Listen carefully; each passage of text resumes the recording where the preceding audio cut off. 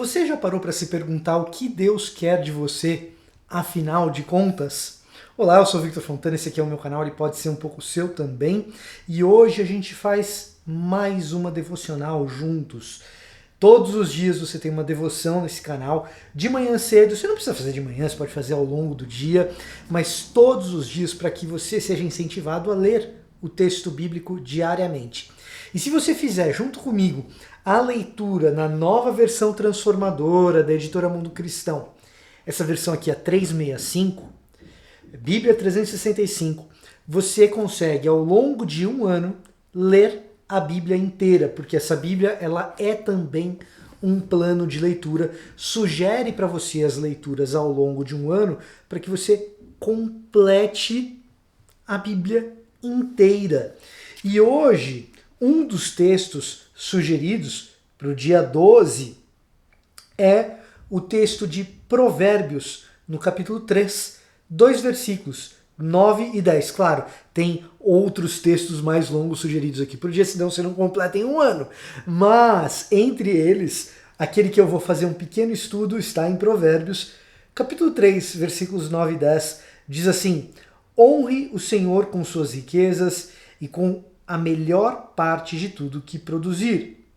Então, os seus celeiros se encherão de cereais e os seus tonéis transbordarão de vinho.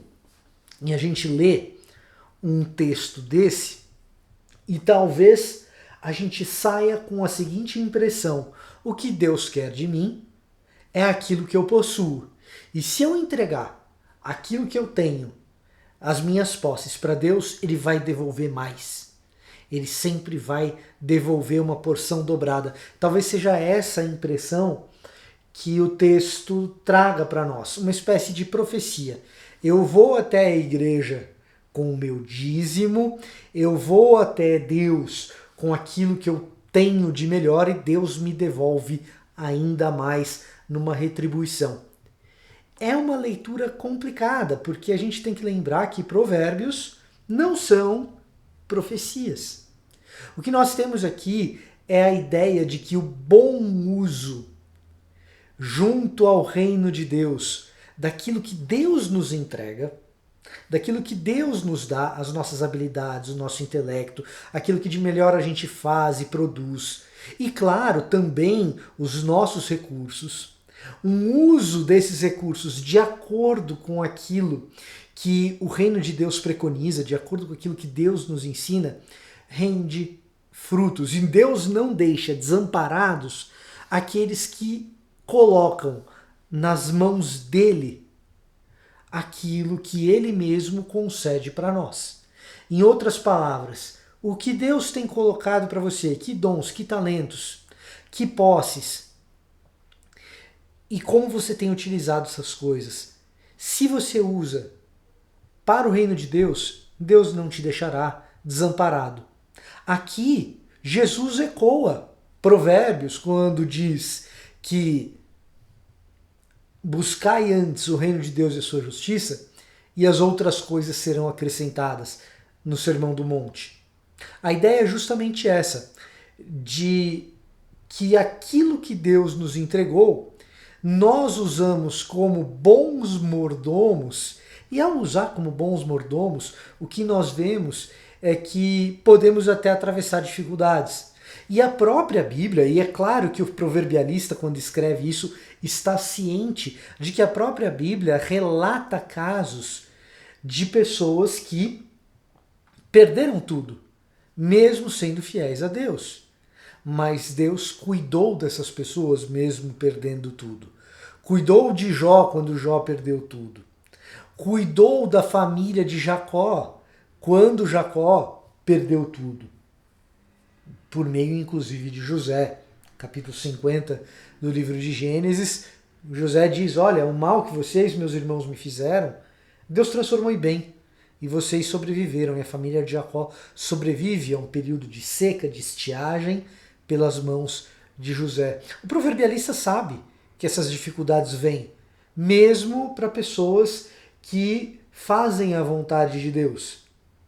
É claro que os irmãos de José não fizeram, mas Jacó durante esse período mais maduro da sua vida, é uma pessoa que tenta, com o melhor de si, servir a Deus. O que nos fica, o que nos resta, é dizer o seguinte: provérbios sempre são princípios de sabedoria. Não é uma profecia, não acontece sempre. Mas o mais corriqueiro, o mais usual, o sábio, ele percebe que o normal, o comum, é que alguém que administra os seus bens de acordo com as regras de Deus é alguém que não será desamparado.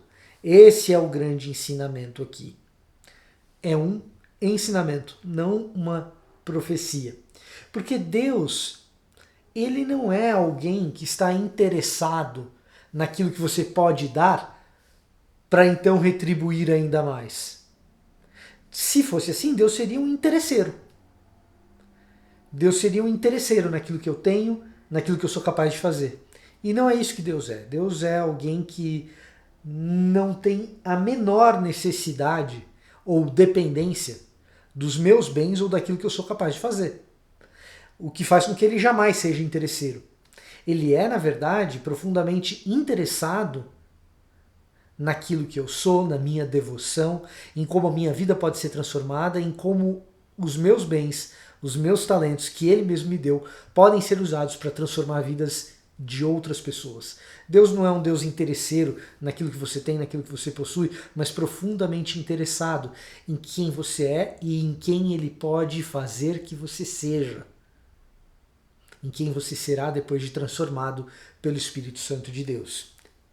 Esse é o nosso desafio, de colocar a nossa vida à disposição de Deus, com tudo o que temos, com o que de melhor temos, para que então a gente veja os frutos de colocar isso nas mãos de Deus. A gente veja esse celeiro cheio de trigo, a nossa vida cheia de alegria. Alegria de ver o que Deus faz com aqueles recursos que nós colocamos à disposição dele. O trabalho de Deus com os nossos recursos sempre será um trabalho divino. É o trabalho de Deus, afinal de contas. Deus te abençoe nessa jornada. Siga com resiliência, lendo a Bíblia todos os dias. E todos os dias eu estou aqui com você nessa caminhada com a Bíblia 365, que se você tiver interesse, você pode passar aqui na descrição que você encontra um link para adquirir um exemplar da Bíblia 365 e acompanhar essas leituras no final de um ano, ter a Bíblia inteira lida de uma vez por todas, e o meu incentivo é sempre ter um pequeno estudo para aquele dia.